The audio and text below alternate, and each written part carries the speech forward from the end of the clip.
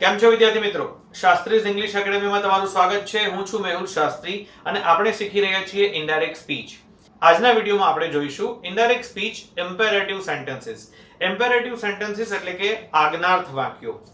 આ સિરીઝમાં છઠ્ઠો વિડિયો છે. આની પહેલાના વિડિયોમાં તમે ઇન્ટ્રોડક્શન, કોમન એક્ઝામ્પલ્સ, એસર્ટિવ એટલે કે ડિક્લેરેટિવ સેન્ટેન્સીસ જેને આપણે વિધાન વાક્યો કહીએ છીએ, પ્રશ્ન વાક્યો ઇન્ટ્રોગેટિવ્સ, એક્સક્લેમેટરી એટલે કે ઉદ્ગાર વાક્યો, આ પ્રકારના વાક્યો આપણે જોયા છે. આજે આપણે જોઈશું ઇમ્પેરેટિવ સેન્ટેન્સીસ, આજ્ઞાર્થ વાક્યો. તો ચાલો એક્ઝામ્પલ્સમાં આગળ વધીએ.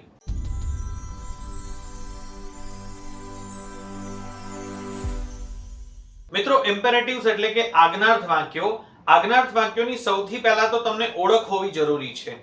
સામાન્ય રીતે ઇનડાયરેક્ટ સ્પીચના એક્ઝામ્પલ્સ જ્યારે આપણે સોલ્વ કરીએ છીએ ત્યારે છેલ્લે પ્રશ્નાર્થ ચિહ્ન હોય તો આપણે પ્રશ્ન વાક્ય સમજી લઈએ છીએ, અથવા WH કે ડુ ડઝ ડીડ થી શરૂ થતું હોય તો આપણને ખબર પડી શકે છે કે આ પ્રશ્ન વાક્ય છે. ઉદ્ગાર વાક્યની પણ એક અલગ ઓળખ છે.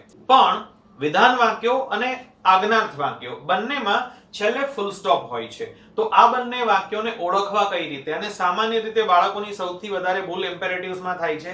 ઇમ્પેરેટિવ્સ એટલે કે આજ્ઞાર્થ વાક્યોને સમજ્યા વગર બાળકો એના જવાબ લખતી વખતે સેડ અથવા ટોલ્ડ અથવા રિપ્લાઇડ લખી દેતા હોય છે. તો આપણે સૌથી પહેલા વાક્યની સમજ કેળવીએ.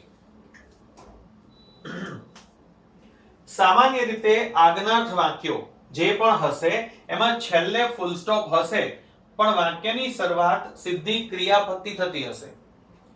વાક્યની શરૂઆત સીધી ક્રિયાપદથી થશે અને આગળ તમને કોઈ કર્તા નહીં આપેલો હોય. બરાબર છે? દાખલા તરીકે પ્લીઝ હેલ્પ મી, બોયઝ આપ્યું છે પણ એના પછી કોમા છે. તમારું વાક્ય તો કીપ થી સ્ટાર્ટ થાય છે, કીપ યોર નોટબુક્સ રેડી. અહીંયા આપ્યું છે ડોન્ટ ગો ટિલ 6 o'clock. તો બધા જ વાક્યો સીધા ક્રિયાપદથી શરૂ થાય છે, જેને આપણે હુકમ, આદેશ, વિનંતી વગેરે કંઈ પણ કહી શકીએ. એટલે આજ્ઞાર્થ વાક્યો સીધા ક્રિયાપદથી શરૂ થાય, છેલ્લે ફૂલ સ્ટોપ હશે, ધેટ ઇઝ ઓકે. વિધાન વાક્યની જેમ છેલ્લે ફૂલ સ્ટોપ હશે પણ શરૂઆત ક્રિયાપદથી થશે. ઓકે, ચાલો હવે આજ્ઞાર્થ વાક્યોનું જ્યારે આપણે ઇનડાયરેક્ટ સ્પીચ કરીશું ત્યારે જવાબ લખતી વખતે આપણે બોલનાર તો જે હશે એ લખવાનો જ છે અને સાંભળનાર પણ જે હશે તે લખવાનું હશે. પણ રિપોર્ટિંગ વર્બ એટલે કે ક્રિયાપદો તમે કયા કયા લખી શકો?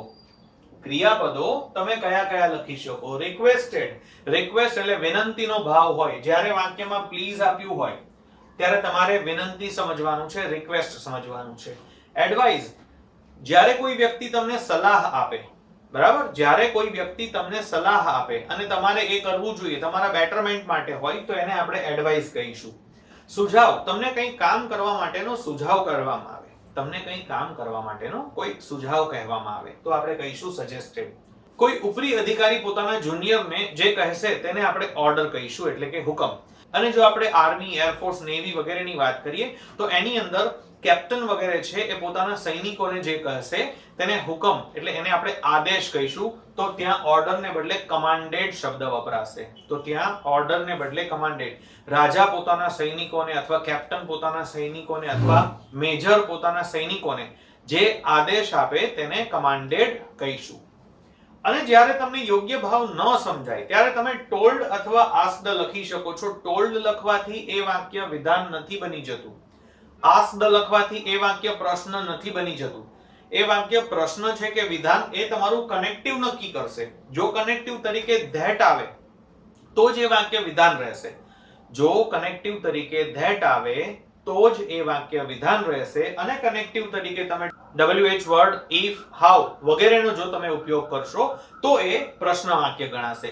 અહીં તમારે કનેક્ટિવ તરીકે ટુ અથવા નોટ ટુ નો પ્રયોગ કરવાનો છે. અહીં તમારે કનેક્ટિવ તરીકે ટુ અથવા નોટ ટુ નો પ્રયોગ કરવાનો છે. જો વાક્યની શરૂઆત ડોન્ટ થી થતી હોય તો નોટ ટુ લખવાનું રહેશે અને ડોન્ટ ને કાઢવાનું રહેશે. બાકી સામાન્ય રીતે બધામાં આપણે સંયોજક તરીકે ટુ નો ઉપયોગ કરીશું. ઓકે, ચાલો એક્ઝામ્પલ સમજીએ. He said to me. અહીંયા પ્લીઝ લખ્યું છે એટલે હું રિક્વેસ્ટેડ લખી દઈશ. અહીંયા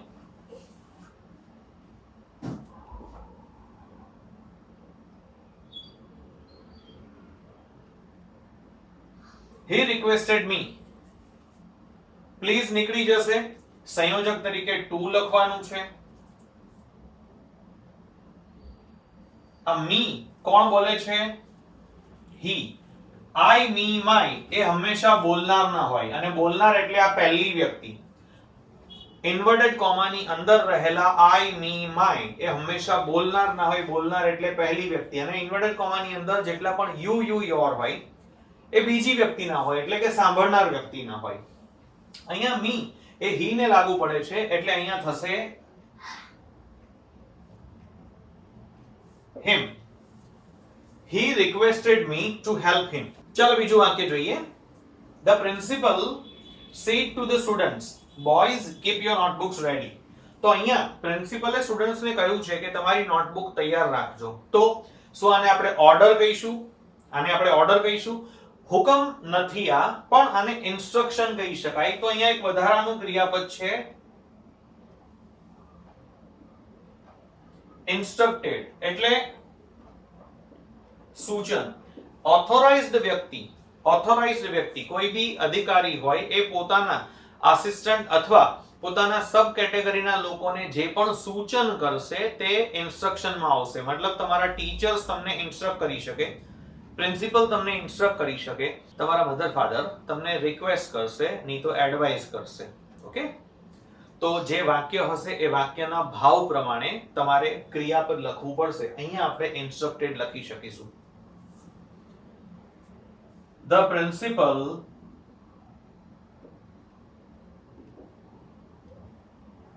instructed the students.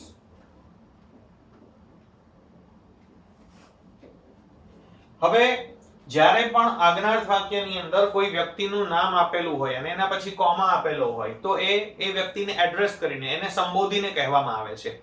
આપણે સંબોધન અથવા એ પ્રકારનું નામ લખવાનું રહેતું નથી. એટલે બોયઝ શબ્દ નીકળી જશે. અહીંયા પ્લીઝ નીકળ્યું એ એક ભાવ હતો.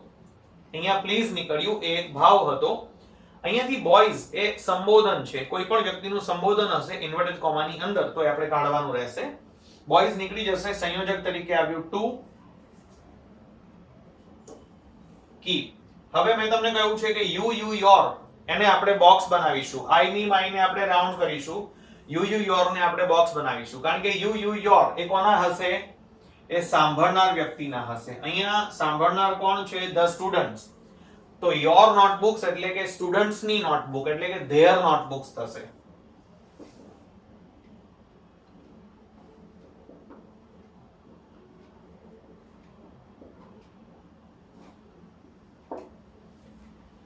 The principal instructed the students to keep their notebooks ready. Next sentence, the officer said. સાંભળનાર કોઈ આપ્યું નથી. સાંભળનાર ન આપ્યું હોય તો કોઈ ફરક નહીં પડે, જેમ છે તેમ જ આપણે વાક્ય લખવાનું રહેશે.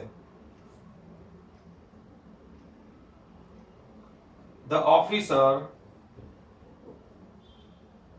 ordered પણ લખી શકો, instructed પણ લખી શકશો. don't છે તો don't ને કાઢવાનું છે.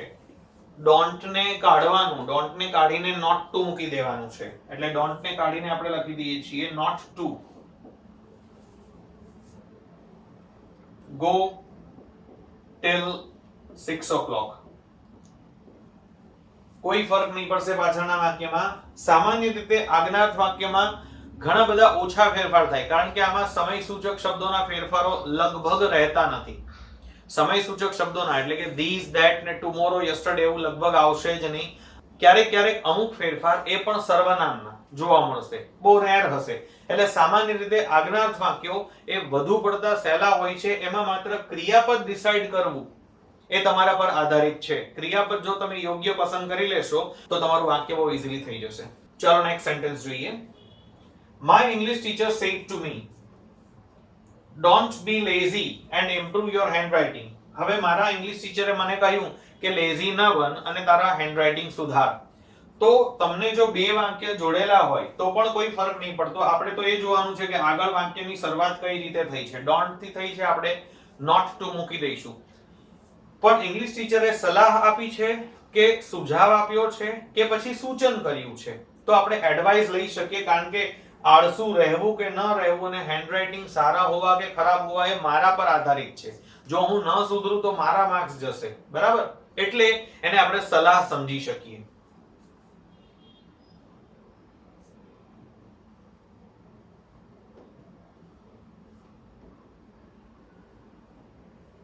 My English teacher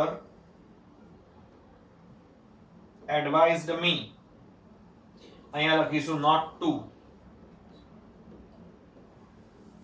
be lazy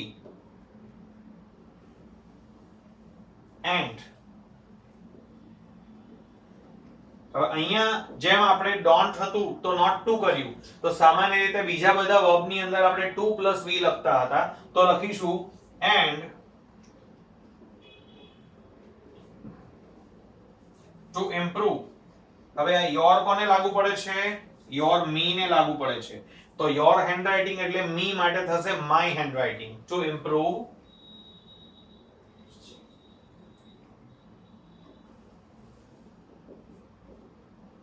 my handwriting. Okay મિત્રો, તો તમને કહ્યું કે ઇમ્પેરેટિવ સેન્ટેન્સીસ સમજવા ખૂબ સહેલા છે. આઈ હોપ તમને આ વિડિયો યુઝફુલ રહ્યો હશે. જો વિડિયો પસંદ આવ્યો હોય તો લાઈક કરો. તમને કંઈ પણ શીખવા જેવું લાગતું હોય તો તમે કોમેન્ટ કરી શકો છો, અને હા, ચેનલને જરૂરથી સબસ્ક્રાઇબ કરો. Thank you.